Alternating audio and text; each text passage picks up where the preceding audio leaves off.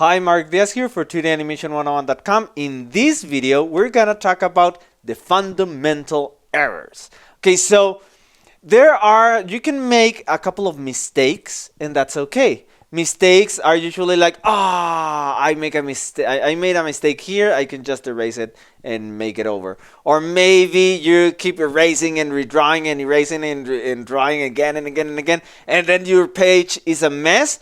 That's okay too. All you do is, I did my best, and that's okay. Remember, the important thing is first consistency of action.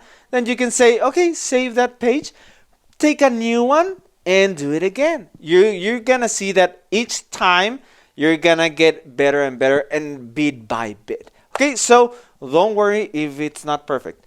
But there are some that are called fundamental errors. That means if you keep repeating them, you're gonna build the wrong intuition. So one of the things you have to avoid is not being aware of the elements you're making, the mistakes. And for that, remember, you have 9 elements that you can compare your drawing to. In this case, we're gonna talk about the most fundamental error, which is not being careful with the spacing in the grid. Let me tell you what I mean. If you see this drawing, at first glance, it looks like, yeah, this, let me put the annotations, this is the reference, and this is the drawing done by one of our students. You can see that a couple of things are really good.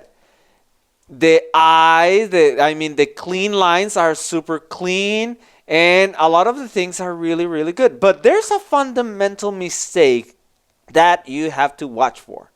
And can you spot the mistake? Question? Can you spot it? If you were able to see the mistake, then kudos for you. Let me reveal the answer. There's a fundamental mistake in here that we talked about. I was with this student. I was challenging him. I was telling him, okay, can you find, there's a mistake in there. Can you find it? And he was like, no, maybe this? No, that's not it. And then I revealed the answer. So let me give you another chance.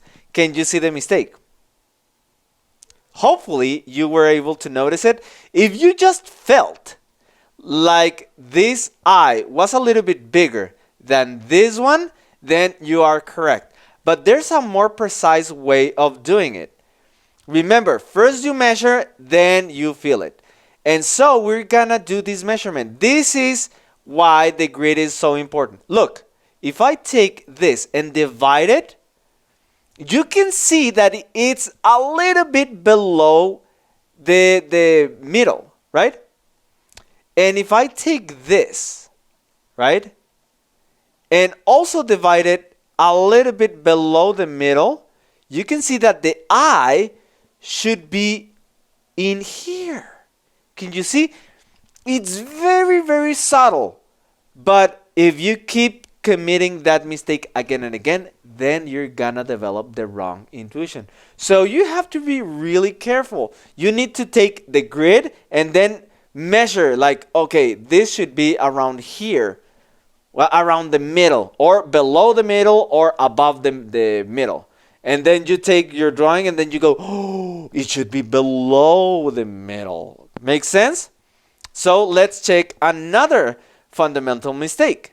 The other fundamental mistake is just checking all the different elements. Again, in here we see the same problem, the fundamental mistake of not paying close attention to the grid. So in this case, I'm gonna take this square, can you see? Right here. And then I compare, I'm gonna ignore everything else, just ignore it and focus on one piece at a time.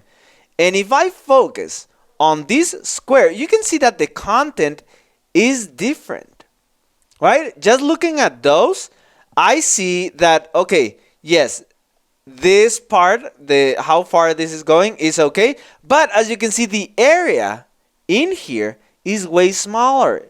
This should be around here. Does it make sense?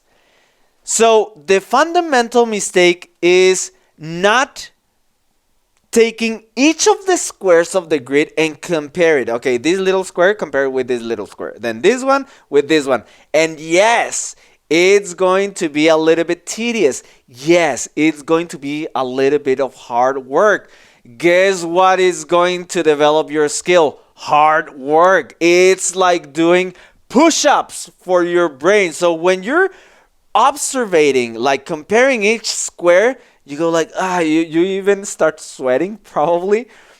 That is where you're developing your skills. Your visual cortex is doing push-ups like, oh my God. And you're getting stronger visual cortex. Well, there's no such thing, but you're getting more neuronal connections in it. And that's how you develop your skill. Now, what happens if you don't do that? Like what is happening with this student. Okay, so he's ignoring the grid and then, yeah, okay, let's go with it. Yeah, that's okay. And he keeps moving forward. We can see that the end result is not okay because he didn't improve his visual cortex. Well, in these exercises, because after a lot of training, he has been improving. But this is from months ago. So months ago, he was not really good. Look. Just taking this line is wrong. It should be below. I just know this. That line should be, this intersection should be below. Let's compare it with the reference. And here, can you see?